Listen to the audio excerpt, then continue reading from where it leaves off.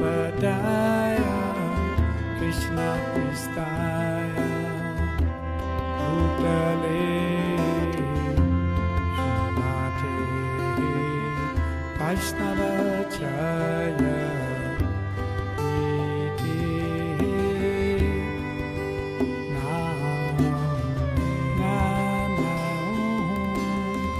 Vishnu Padaya Krishna Pristaya Bhutale Srimate Vaishnavacharya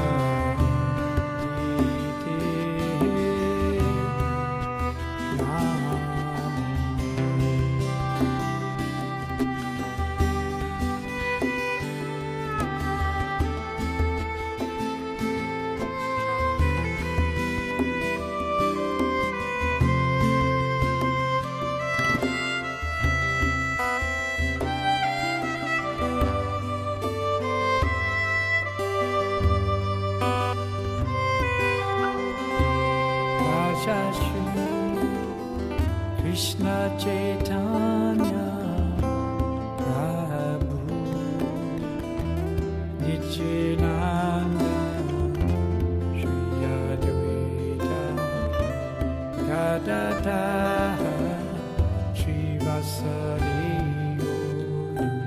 Bhakta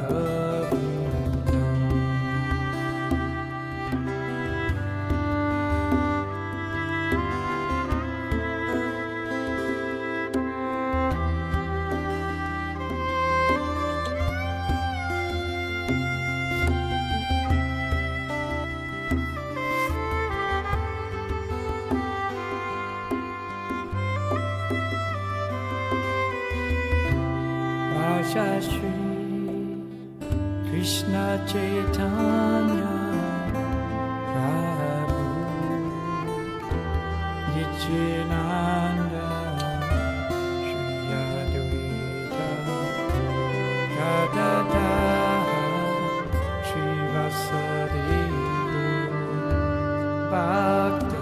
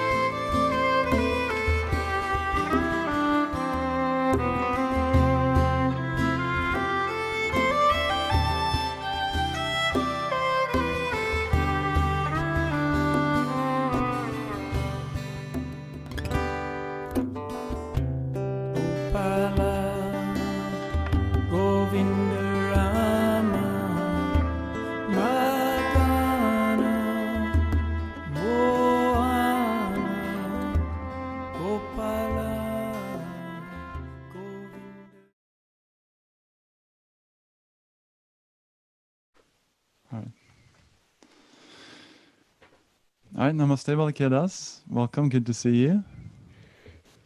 Namaste, Ruben. Haribol. Haribol. So, to all of you out there, we apologize for the little delay in time. We hope that you can now find this link where we are. And we are here to have a question and answer follow-up for the lecture on the self-esteem last week. So thank you for taking your time off today as well, Balakhilya. Thank you very much, Ruben, and thank everyone who's joining us now. It's gone blank. Yeah, so maybe you'd like to to start, Balakhilya, and we can you can let me know when you'd like to receive the questions. Okay, first I would like to offer my respects to my spiritual master, Siddha Swarupananda Paramahamsa and Srila Bhaktivedanta Swami. And I would also like to begin with a very short meditation using mantras. I speak from the platform of Bhakti Yoga, and mantra meditation is the main meditation that we do in Bhakti Yoga. Mantras are transcendental sounds or spiritual sounds. Very unique sounds because they originate in the spiritual realm and descend into the material realm. And because they come from the spiritual realm, they bring with them great spiritual power. Therefore, when we contact this transcendental sound vibration, automatically we receive great spiritual benefit. So it's the easiest of all meditations, but at the same time, the most effective. The mantra we will be using for this meditation is the mantra Gauranga. And we will divide Gauranga into 4 syllables. Go, Ra, Ang, Ga. And the technique is also very easy. We will inhale through the nose slowly and gently, but also very deeply. Take the air all the way down to the lower abdomen.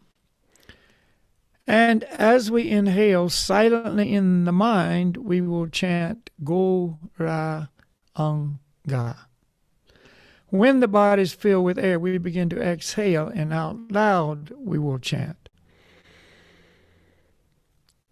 Go, Ra, Ang, Ga. And then we repeat. Inhale, Gauranga in the mind. Exhale, Gauranga out loud. Before we begin the meditation, we want to relax. To help us relax, we're going to take a big breath in and let it back out through the nose.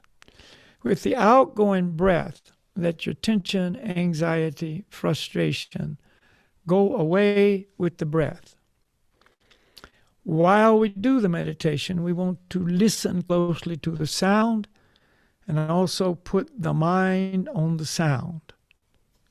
Meditate on the sound. Very simple. Once you've learned the mantra, I suggest you close your eyes. This will help us to relax more deeply and also prevent distraction. When we finish the meditation, sit quietly for a few moments, eyes remaining closed, and simply feel the effect. All right, I want everybody to get comfortable, whether you're sitting on the floor, on a chair, on a sofa, doesn't matter. Just try to get comfortable. And of course, eliminate as much distraction as possible. And just follow my guidance. Everybody take a big breath, let it out, and relax.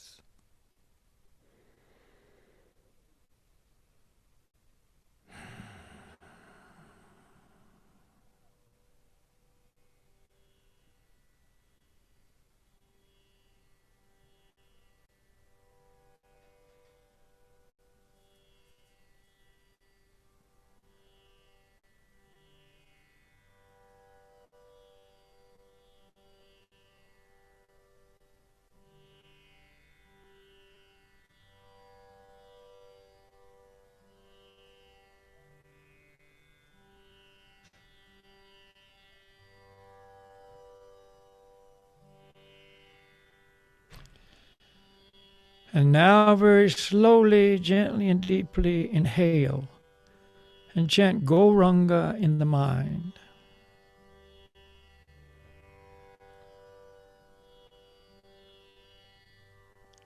Gauranga.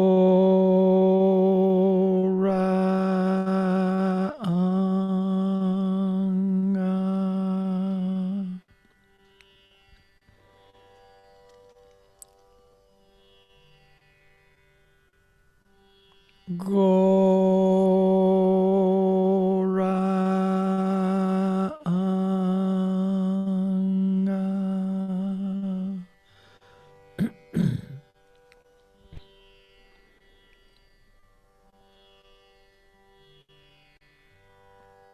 Goranga.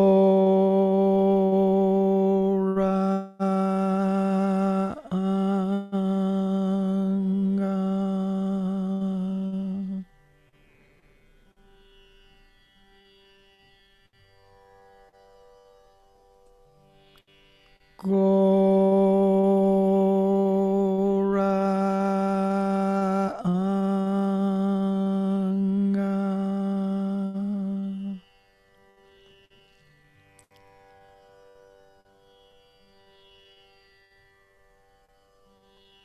Goranga. Goranga.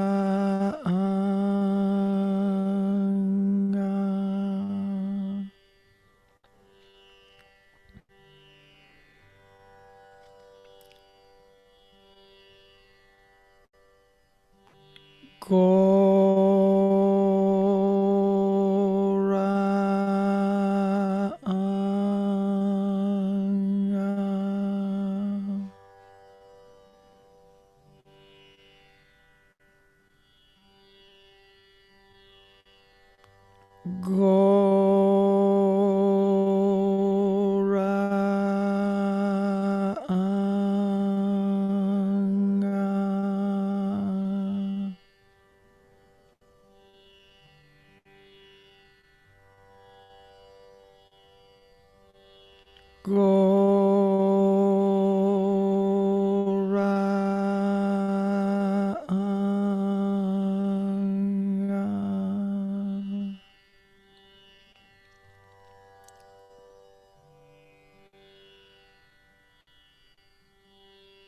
Goranga.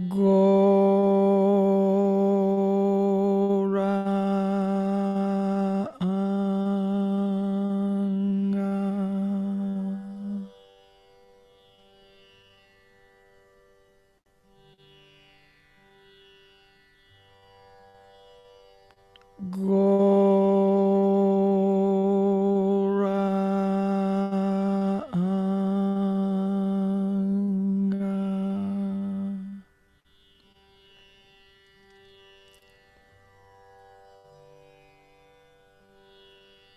Goranga.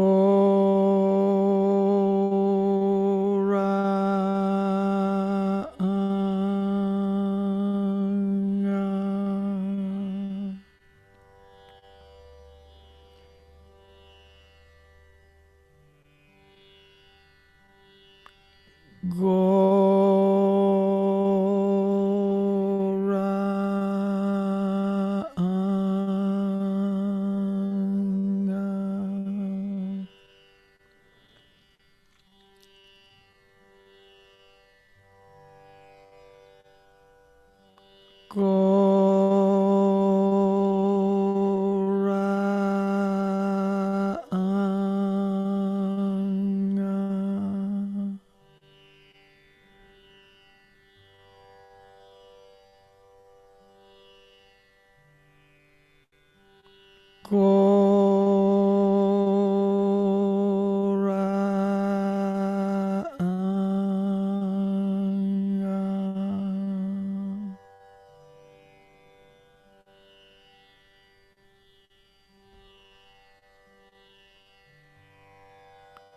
Goranga.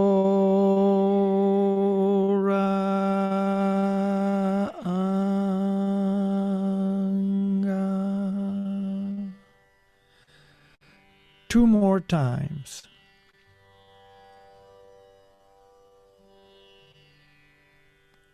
Goranga.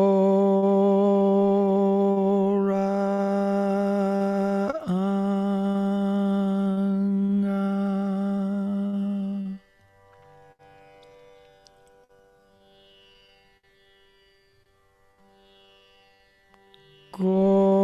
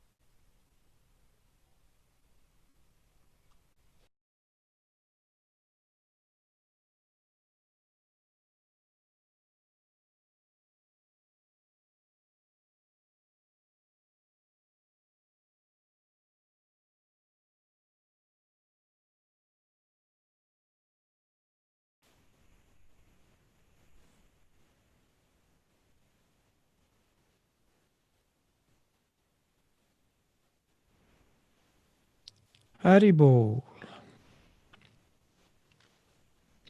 All right, so you can see this is a very easy meditation to do, and at the same time, very effective, very relaxing. You'll feel a peace and calmness inside after you finish this meditation. So it's yours. You just learned it. Yeah, add it to your life. Okay, Ruben, you say you have a question or so you can ask whenever you're ready.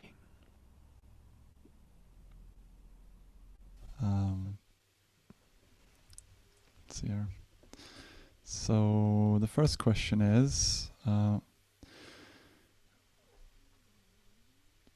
we all have our unique differences, good and bad, but I seem to totally forget all the wonderful, unique things about myself in the midst of pressure and the stress of everyday life. How can I remember my value?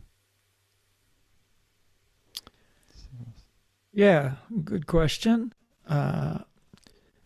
Obviously, you watched our lecture on self-esteem, so in there I explained very clearly that we are not our material bodies, that we're spirit souls. Now, all these unique characteristics that we have in our lives are simply products of our bodies, see, and that includes the physical body and the mental body. The mental body comes with a very unique set of conditions from previous lives, different karmas, different attitudes, different influences by the modes of material nature, and so on. And that makes us all very unique. We're all eternally individual souls. But all these unique characteristics we have in our material bodies is a result of the influence of material nature. And you can see that throughout. Even you have 3 different dogs. They all have 3 different personalities. See, they're not all the same. We bring these different characteristics and traits with us from previous lives into this life. See, even a set of twins, identical twins, in my experience, and I think this is scientifically proven, are oftentimes very different personality-wise. See, and that's because they're 2 individual people. So what we're trying to accomplish in our journey through life, if we're trying to accomplish a spiritual success, so to speak, is remember, we take all these unique qualities we have, whatever they may be, and we connect them with our service to God. See, some people are very charismatic, they're very outgoing, they're very easy around people and to meet people and so on, like that. Okay, fine. Use that somehow to bring people to this knowledge of truth, to bring people to the very easy meditation, of Gauranga or whatever, see. And some people are quiet people, more contemplative. They don't do too well in, communicating with people. That's okay. That's your particular quality. You can still do your part. You can help in many, many different ways. Bring people to know their true identity, their true purpose in life, which is spiritual realization and so on. So you say you get too caught up in dealing with other people and all the things going on and you forget your own qualities. But these qualities are there, and we're not trying to glorify ourselves by thinking I'm so great because I have this quality or that quality, etc. That is called false prestige. And Lord Gauranga said we should be devoid of false prestige. Offer respects to others. But those qualities you have will become automatically a part of your service to God, you see. And if you just act natural, normal, don't try to be somebody you're not. See, many people try to be like somebody else. I want to be like they want me to be, or I want to imitate a person who I think I would like to be like, or whatever. And we get caught up in that. See, that's peer pressure. That's, false ego thinking I'll be happier if I'm like this other person, and on it goes. Just be natural, be normal. You are who you are, materially speaking, with all your personality traits and characteristics and so on. And you're eternally who you are, spiritually speaking. You're eternally spirit soul, part and parcel of the Supreme Soul. See? So combine that knowledge together, and you won't have to even worry, as you are now, about how can I maintain my remembrance of my real traits and qualities and so on. See, the more we make our life centered around service to God, being, as I say, natural, ourselves, of course, if we have bad qualities, we're not, encouraged to promote that. See them as they are. This is a bad quality. If I'm angry a lot, if I'm rough, if I'm rude, if I'm, harsh and envious, and that's not good. So again, in the Vedic system, this yoga teaching, we try to control that, and you try to emulate, the good qualities of honesty and virtue and the one like that, kindness and so on. But again, you can't fake it. So the more you chant the mantras, which cleanses away the undesirable traits and brings to the forefront the desirable traits, then the more that becomes natural and normal for you. So following the process of Bhakti Yoga achieves the goals that are the best goals for us. So just follow this teaching, with as much determination and sincerity as you can, and you'll see things evolve in a wonderful way. So good luck.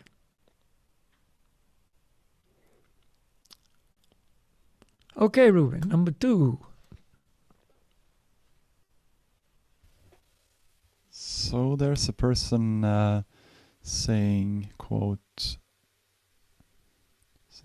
I get what you're saying, that I need to see my value in being a part of the Supreme Being, but still this goal of perfect union with the Supreme Being seems so far away from me. Is there a way to know that I'm valuable even while I'm progressing towards this goal? Yes, as soon as you understand who you are, spirit soul, and you're the child of the Supreme Soul, in the eyes of the Lord, every single person is valuable. There is no one that the Lord sees as invaluable. He's worthless, don't need him. Never. This is material consciousness. This is the way we see people in the material world. In the eyes of people, some people, life is worthless. This is a worthless person. He's in a lower class. He's in some, group of people I don't like, and whatever. Life is cheap. There's too many already on the planet. Get rid of some. Life is cheap. See, but that's material prejudice. That's material perverted understanding. In the eyes of the Lord, every one of us is his children, and every one of us are very dear to him. See?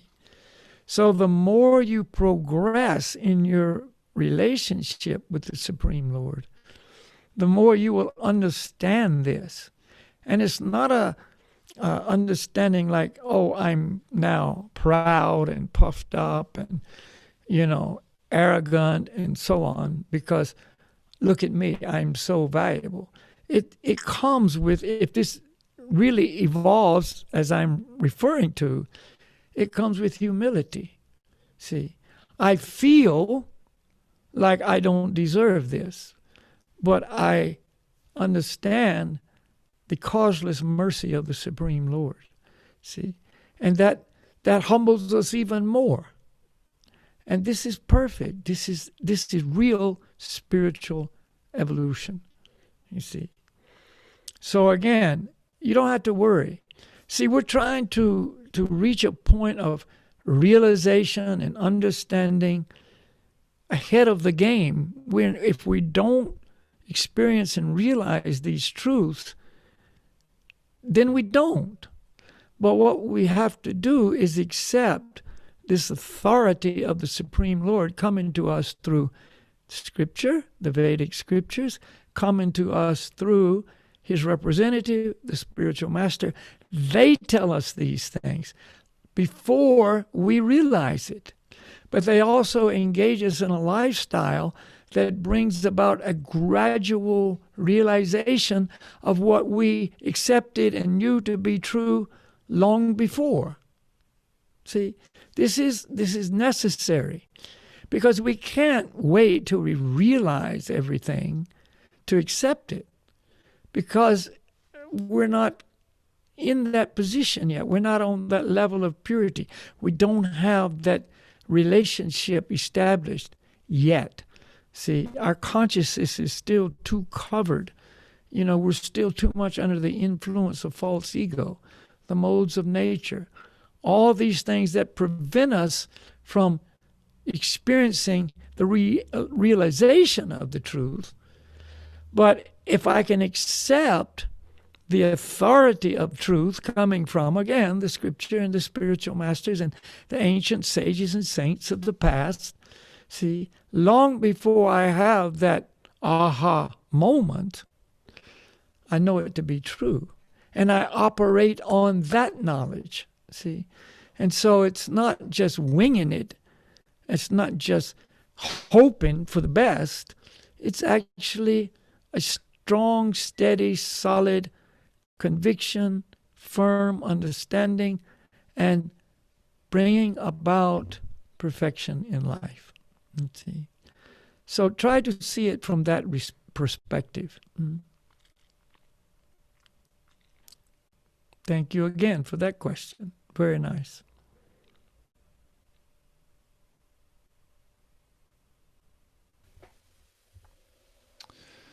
Okay. Let's see. Yes, the next question is, many people don't love themselves, but instead hate themselves. They feel so bad that they end up cutting their skin and causing themselves all sorts of pain. How does the yoga perspective see self-inflicted pain? Aren't there some yoga paths that also have some type of self-inflicted pain, austerities, penances, sacrifices, extreme bodily painful exercises, sitting for many hours meditating, etc.?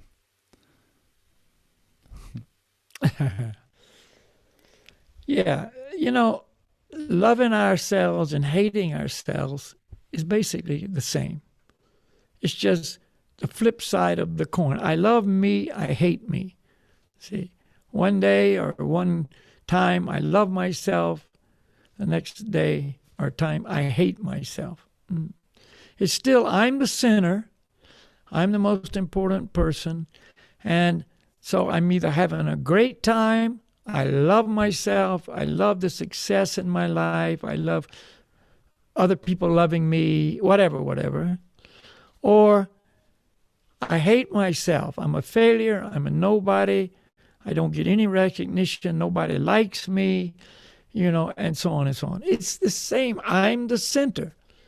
And in the material world, the good times and the bad times always come and go. See, that's very clearly stated in Bhagavad Gita. Happiness and distress come on their own accord. And as long as I'm in the center, I'm embracing and rejoicing in the happiness, and I'm so disturbed and depressed by the distress. Mm. But that is not going to solve any problems. That just keeps me on the roller coaster. So you mentioned self-inflicted pain, you see. And I've talked to people who are doing this to themselves, and their pain of existing in their depressed mood, see, in their loneliness, in their hating themselves, and so on, is so painful that they think, I'll just destroy myself. I'm the body, right? In their, conclusion of who they are. So I'll just damage myself. I hate myself. I'll cut myself. I'll beat myself. I'll torture myself, and so on like that. And that pain is so great that it kind of takes me away from the internal depression, pain, and suffering, or loneliness, and all those internal pains. So the outside pain, when they see themselves bleeding and they feel the slicing of the razor blade, or, all the other things that people do, it kind of takes them out of that internal pain to focus on the external pain. So it's some kind of relief. It's some kind of, strange solution to their problem. But of course, it's not a solution at all. So in the yoga practices that you mentioned, true yoga practices, I'm not talking about fabricated or pseudo or whatever, but in the true yoga practices, some paths, are the path of austerity, where people do try to achieve the understanding I'm not the body, or not giving pleasure to the body, and so on, by performing great austerities. And you may not accept this, but the way the universe is designed, when people engage in great austerities, they can gain great power from doing this. And we have many, many cases in our Vedic history of different yogis who did unbelievable austerities just to gain power. When I talk about power, I mean material power, material strength, on a completely different level than the strength we get in the gym. I'm talking about, mystical abilities and the ability to control other people, or to be undefeated, in battle, if that's their activity or whatever. You see, they gain great power from this. But this is material power. It's not spiritual power. See, but they're not interested in spiritual power. They're interested in material gains. And the more powerful a person is materially, the more it's, theoretically, they can gain material power. See? And so this becomes their goal. One person was so, and these people often have demoniac mentalities. You see, they're actually against God. They want to be God. God is the all-powerful. He's number one. And, there's a history of one person who was so determined to be greater than anybody, including the greatest personalities in the universe, that he underwent unbelievable austerities. And he gained some boons, some benedictions from doing this, see. And he became the most powerful person in the universe, with the exception of 3 people. But what was he using it for? His own nefarious ends. You see, he wasn't a nice person. He controlled people. He was very harsh. And he even went to the extreme limit of trying to kill his own son, who was not buying into his, game, so to speak. So these kind of austerities are not true yoga paths. They're paths to gain material power. A true yoga path is to gain union with the Supreme Lord, not to try to gain a lot of his external energy for self-serving means.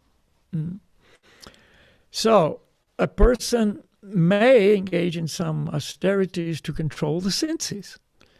Okay, I will control my tongue, by eating very simply, or maybe, fasting and eating just enough to keep the body and soul together. So I can, purify myself of all the distraction of the senses.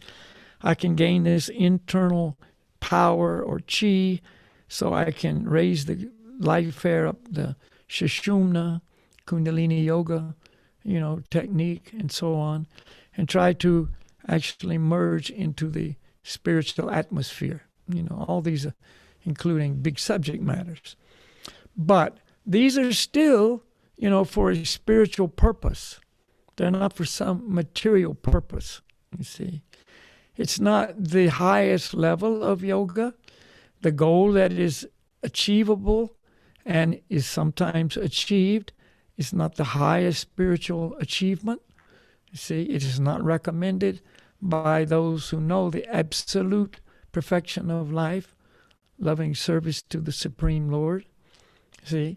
So in any yoga system, there will be austerities, because that means you give up some things that are materially pleasing or sensual or so on. You can't, find all your enjoyment in the material world and expect to do well spiritually. You can't do it. See, you're not trying to find your happiness in this material world. You're trying to find your happiness in your spiritual practice and your spiritual relationship with the Supreme Lord. So those are completely different than, as you say, the person who's doing self-damage, and there's no benefit there. So those people who are hating themselves need to come to first understand, I'm not the body, and if the body's beautiful or ugly or fat or skinny or this or that and the other, that's not me, you see. And on it goes. Spiritual realizations, spiritual sources of satisfaction and happiness and pleasure can take a person out of that level of life to the level of understanding, to the level of the mode of goodness and pure goodness. Okay.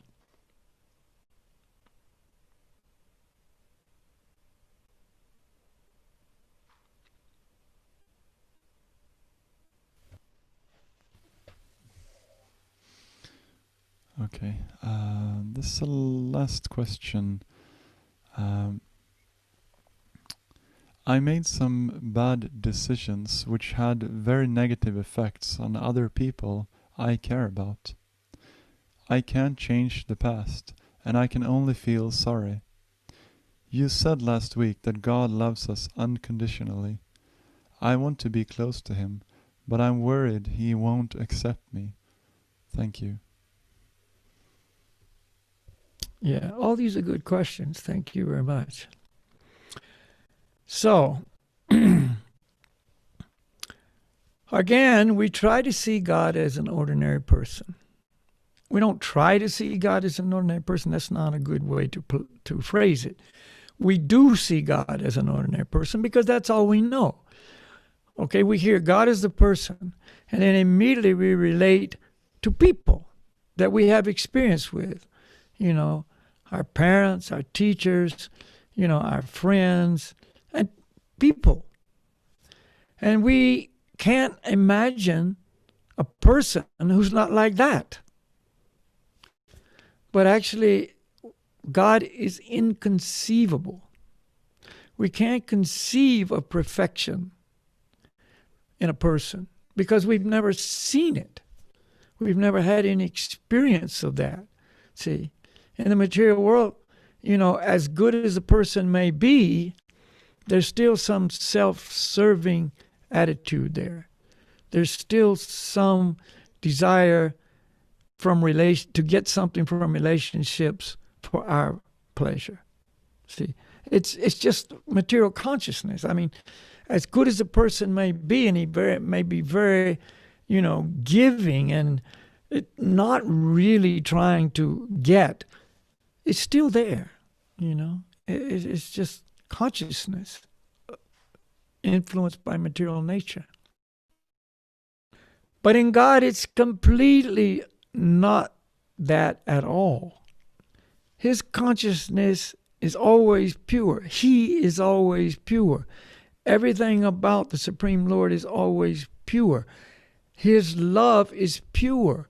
Pure love is nothing to do with receiving anything in return. It's all about giving, not even expecting anything in return. It is unconditional. See, again, we have no experience of that. The love in this world that we know is always conditional. There's some conditions.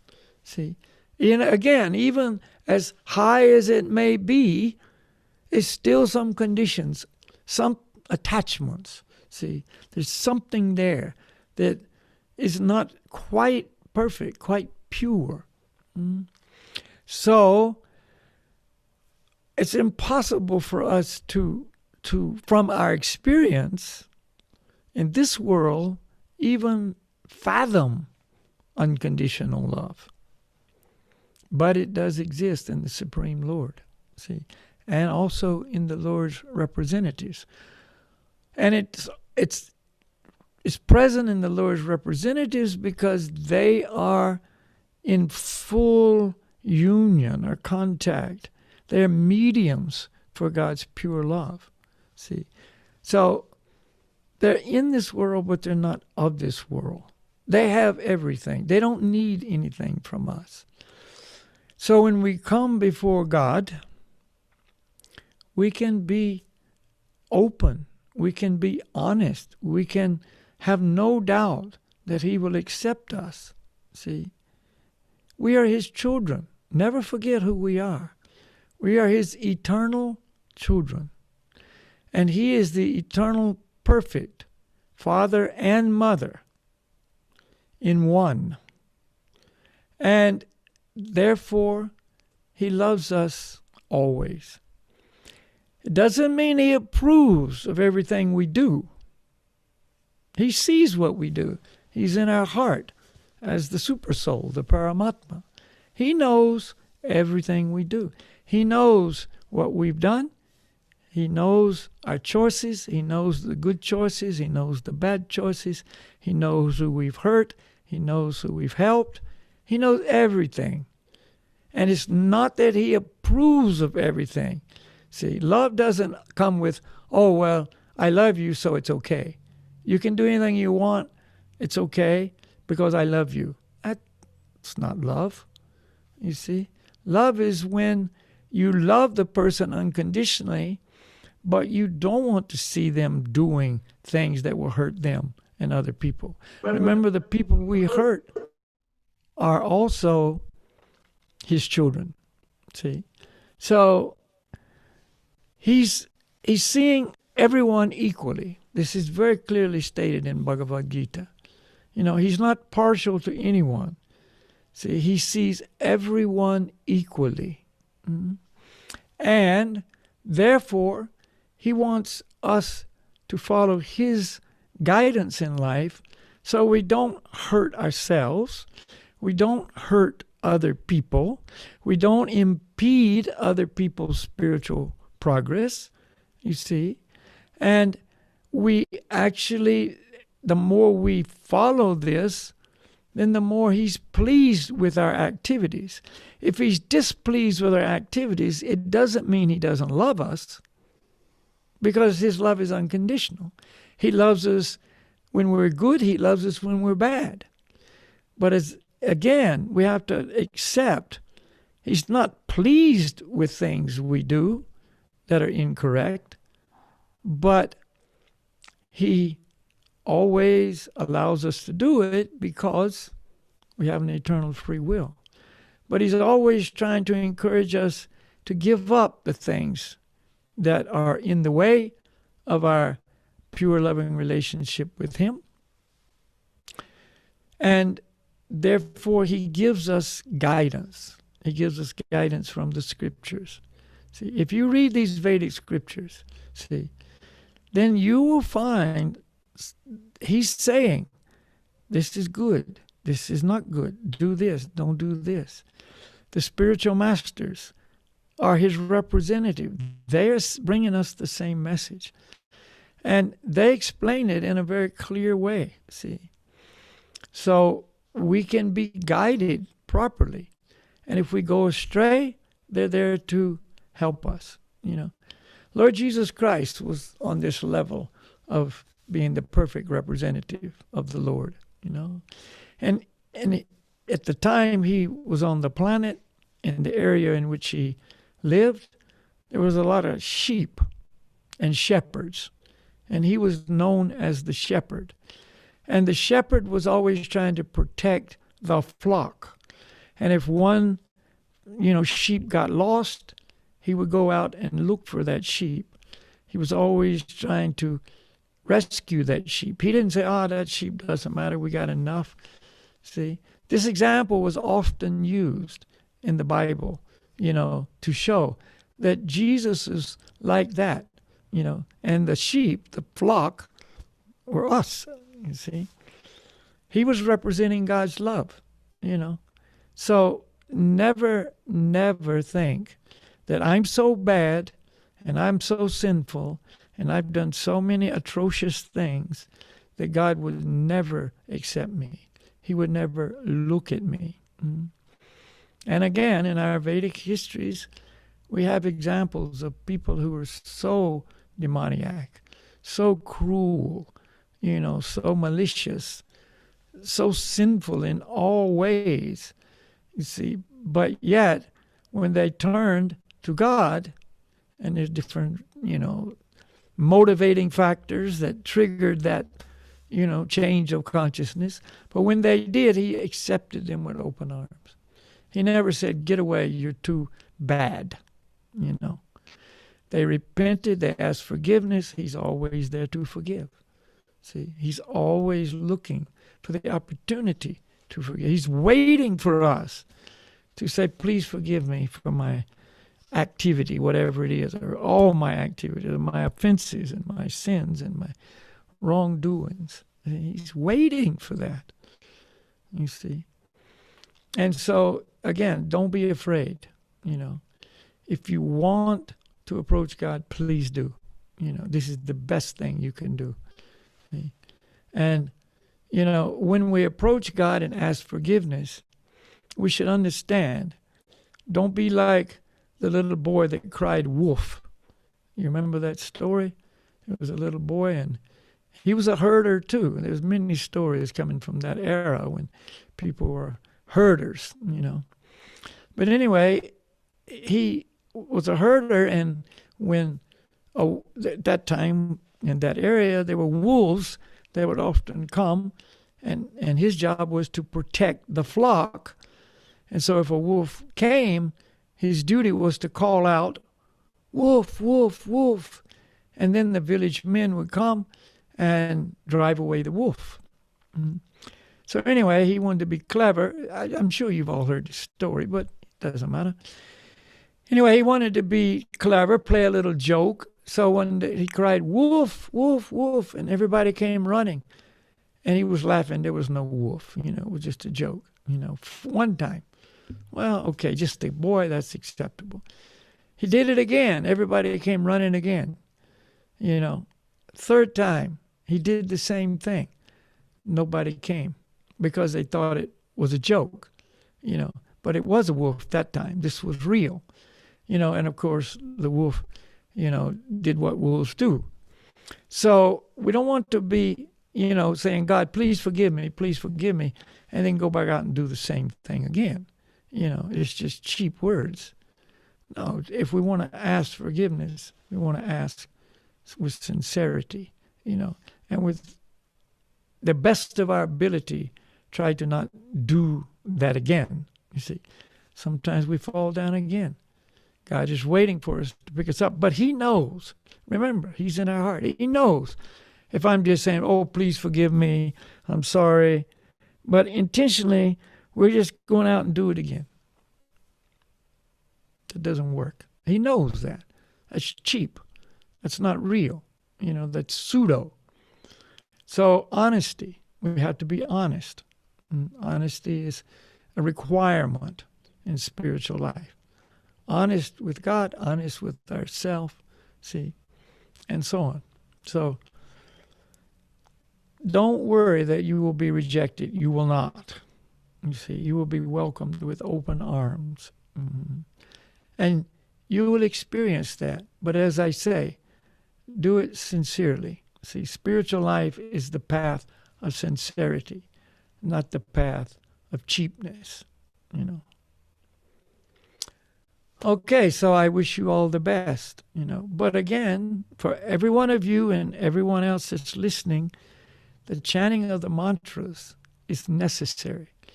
Because philosophy is perfect and as pure as it is, you see, needs the purity of the mantras. The philosophy doesn't need the purity. We need the purity of the mantras to make it so we can not only understand the mantras, the philosophy, but apply the teaching, you see. So there's a practice here, It's not just, a philosophy of do good, be nice, No, it's a practice that changes us inside, removes all those dark clouds that make it so we do what we do, which is incorrect, you see, and inspires us to give that up, put it aside, and bring light into our life. You see, the mantras, they actually make all of these seemingly impossible things possible. This is the way. Okay, so thank you again. Okay, Ruben, are you still there? Yes, thank you, Balakhilya. That's all the questions that we had for now. Thank you very much. Okay, thank you. That's great. I would like to do another meditation with everybody as we end the program.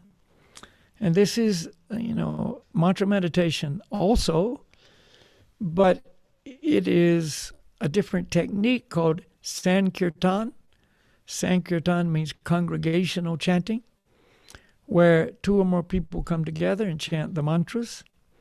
Normally it's done with the accompaniment of a musical instrument, but it doesn't have to be. See, tonight we're going to use a guitar. And this is going to be a short session just to, number one, introduce you to Sankirtan. And number two, of course, to give you the benefit of chanting the mantras. Even if you chant the mantras one time in your life, one time, that'll change your life. See, you may not even realize what it's done, but it's there, it's done. You see, it will be known later. So, the mantra that we will be using is again Gauranga, because you've already learned that. And we're going to add one more mantra, Hari Bol, which is very easy, Hari Bol. So the mantra may be just Gauranga, just Hari Bol, or Gauranga Hari Bol, or Hari Bol Gauranga. See, the process is called Shravanam Kirtanam. Shravanam means to hear, Kirtanam means to chant. So I'm going to chant, and all of you listen, and then you chant, and I will listen. We have, a couple of my friends here with us that will be chanting, and you can chant along with them. Okay. And of course, Ruben will be chanting also.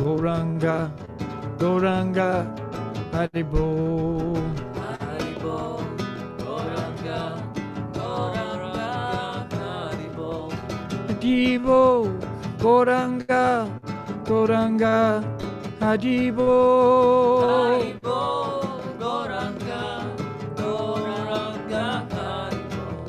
Haribo, Gauranga, Gauranga, Haribo. Haribo, Gauranga, Gauranga, Haribo. Gauranga, Gauranga, Haribo. Haribo, Gauranga, Gauranga, Haribo. Haribo, Gauranga, Gauranga, Haribo. Haribo, Gauranga, Gauranga, Haribo. Haribo, Gauranga, Gauranga, Haribo. Haribo. Haribo, Gauranga, Gauranga, Haribo. Haribo, Gauranga, Gauranga, Haribo. Haribo, Gauranga, Gauranga, Haribo. Haribo, Gauranga, Gauranga, Gauranga,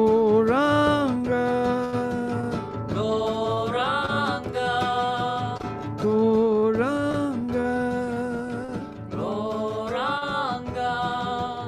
Gauranga, Gauranga, Gauranga,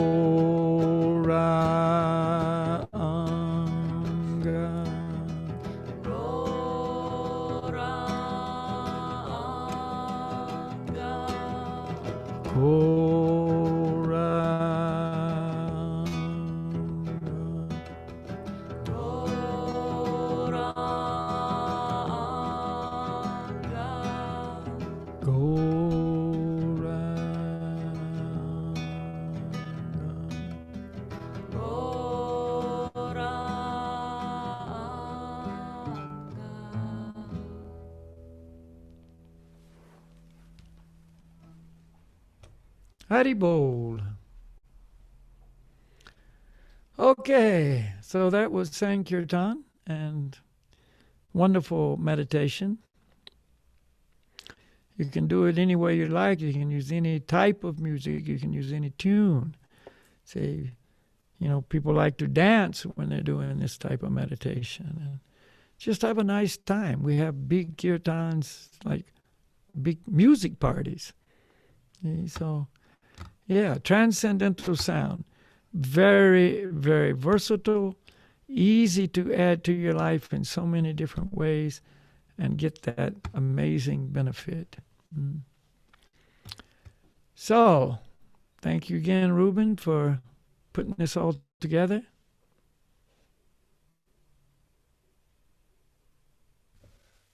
Right, sorry. Thank you, Balakhilya, for joining. Thank you very much. And we can come together next week, theoretically. Virtually. In 1 week there will be a lecture on suicide. So we welcome everyone to this one. This will be in the same time. Yeah. Suicide, not recommended. Yeah. So, okay, Ruben, we'll be in touch. And thank you again so much. And Christian and all the people there, thank you. Namaste. Namaste, Balakhilya. Thank you, and thank all of you for joining. Haribol. Haribol.